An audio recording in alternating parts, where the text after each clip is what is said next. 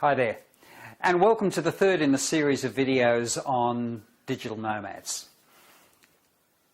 So in this video we're going to be discussing, or I'm going to be discussing, just who is best suited to becoming or being a digital nomad. And the short answer is practically anyone can become a digital nomad. But certainly some people are going to be more suited or better suited to the digital nomad environment than others.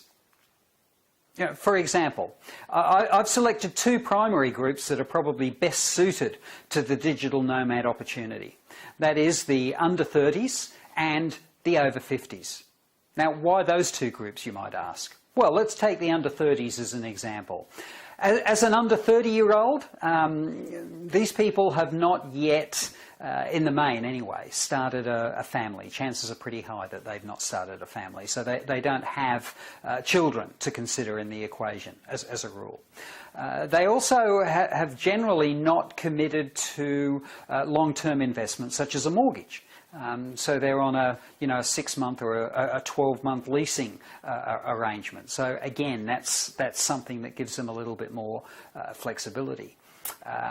They're also pretty much bulletproof. You know, they're high in confidence. They've got a lot of enthusiasm. They've got a lot of energy, and they believe that they can be successful at pretty much anything. So they tend to have fewer responsibilities overall that might slow down or act as blockages towards becoming a digital nomad. The over 50s, on the other hand, have some qualities that also are well suited to a digital nomad environment. You know, for example, their family responsibilities are usually starting to wind down or moving towards that space. You know, those that have children, their children are getting older, are getting to an age where they're just about ready to finish high school probably, and so on that basis, you know, the parents don't have to worry about ongoing education as much. Also, their financial commitments, while substantial, are also at the downward slide. You know, the mortgage is pretty well secured. There's a fairly substantial amount of equity in whatever property that they do own, and whilst they're still paying that property off, the payments are more than likely going to be fairly affordable in comparison to somebody that's just starting out. They also tend to be fairly streetwise. You know, they've got a lot of experience under their belt. They know what will work and what won't. I guess the major disadvantage they're going to face is that they are not digital natives. You know, they don't come naturally to the digital world. You know, computers, smartphones, and all of that are something that they have to work on. But notwithstanding that, most over 50s have got a pretty good handle on technology, let's face it. They have to, because we live in a technology-based world. Now, don't worry if you're not in either of those groups, because the fact is you can still become a digital nomad, no problem. But obviously you're going to have considerations to take into account that the under 30s or the over 50s might not necessarily have. The key ingredient to anyone becoming a successful digital nomad is in planning.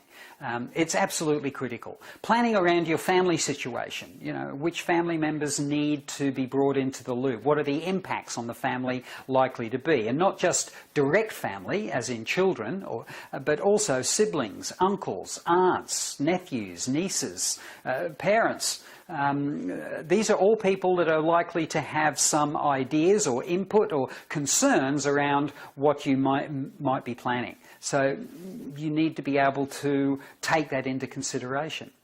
Your skill set also, you know, as a digital nomad, you need to have some sort of skill set, something by which you are going to be able to generate enough income to support your lifestyle. You know, being a digital nomad isn't about retiring or being on a permanent holiday. Far from it. As a digital nomad, I can speak with experience to the fact that you need revenue coming in to fund your lifestyle. lifestyle. So what skill set do you have that people are going to be prepared to pay you for when you're not in your traditional environment? If you move from the country that you're in now to another country, why would people be paying you for whatever skill set you have? So you need to do a little bit of a stock take on that. Also, what's your overheads position? You know, what are your expenses? Regardless of where you might be living, what are your expenses? You know, you need to cover off on things like rent and transportation, a certain amount of entertainment, certainly living expenses, food, clothing, all of those sorts of things. You need to have a budget so that you know what your bottom line is. How much income do you need to generate in order to be able to survive?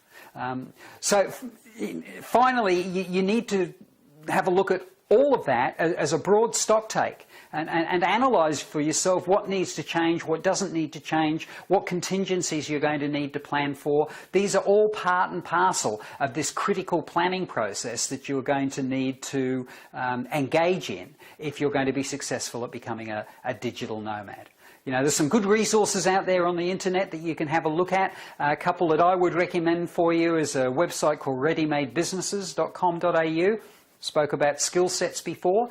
Well, readymadebusinesses.com.au is a website that specialises in what I would call turnkey business opportunities. That is, you know, they have businesses that you can set up from scratch, that anybody can set up from scratch in this digital age from as little as $99. But check the website out for yourself. There are also resources on this website, adventuresofadigitalnomad.com, that you might find helpful in this phase of establishing just what your pluses and minuses are when it comes to taking that step to become a digital nomad.